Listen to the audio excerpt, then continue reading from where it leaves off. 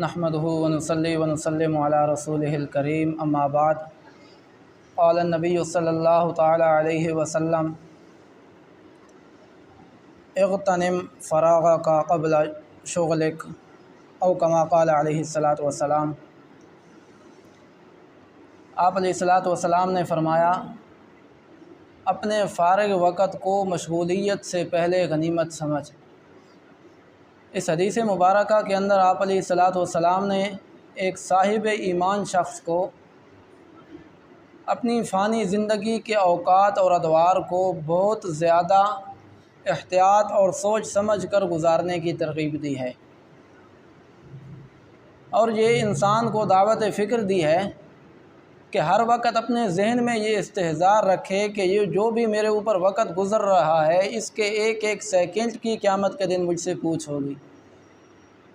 وقت انسان کے اوپر اللہ رب العزت کی ایک بہت بڑی نعمت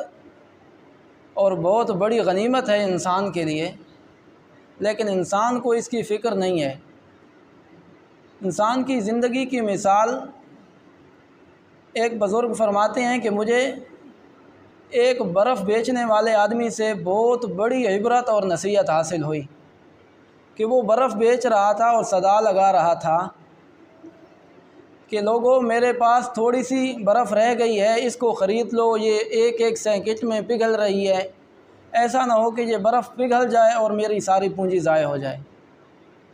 تو وہ بزرگ فرماتے ہیں کہ اس کی یہ بات سن کر مجھے بہت بڑی نصیحت حاصل ہوئی اور یہ خیال آیا کہ میری زندگی بھی ایک برف کی طرح ہے جو ایک ایک سیکنڈ میں پگھل رہی ہے، ضائع ہو رہی ہے، گزر رہی ہے۔ اگر اس کو میں نے قیمتی نہ بنایا، اس سے اچھے اعمال کو نہ نکالا تو کل کو یہ بھی ضائع ہو جائے گی۔ اور تجربہ ہے کہ جو انسان زندگی کو ضائع کر دیتا ہے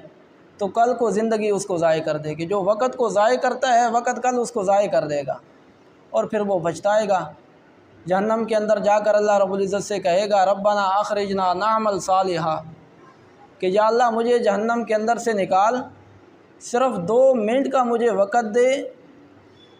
تو میں دنیا کے اندر جاؤں اور وہ عمل کر کے آؤں کہ جو پہلے میں عمل نہیں کرتا تھا۔ تو اللہ رب العزت فرمائیں کہ نہیں، تجھے دنیا کے اندر ہم نے وقت دیا تھا، تو نصیحت حاصل کر سکتا تھا،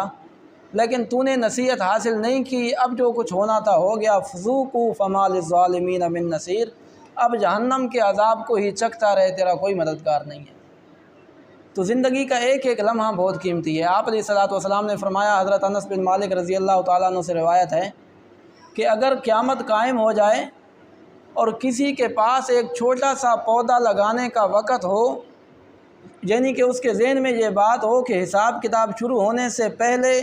میں یہ پودا لگا لوں گا، تو وہ حساب و کتاب کو چھوڑ دے اور وہ پودا پہلے لگا لے۔ تو اس پودے سے مراد عمل کا پودا ہے، یعنی کہ اگر کسی کی زندگی اس حال میں گزر رہی ہو کہ اس کے اوپر قیامت کے حالات ہوں، اتنی زیادہ مشکلات ہوں،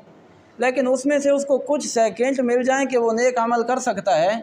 تو اس وقت کو بھی ضائع نہیں کرنا چاہیے اور غنیمت سمجھ کر اس کو قیمتی بنا لینا چاہیے۔ تو اللہ رب العزت سے دعا ہے کہ اللہ رب العزت ہمیں اپنی زندگی کے ان اوقات کو قیمتی بنانے کی توفیق عطا فرمائے اور اپنی رضا والے اعمال کرنے کی توفیق عطا فرمائے۔ وما علینا الا البلاغ المبین۔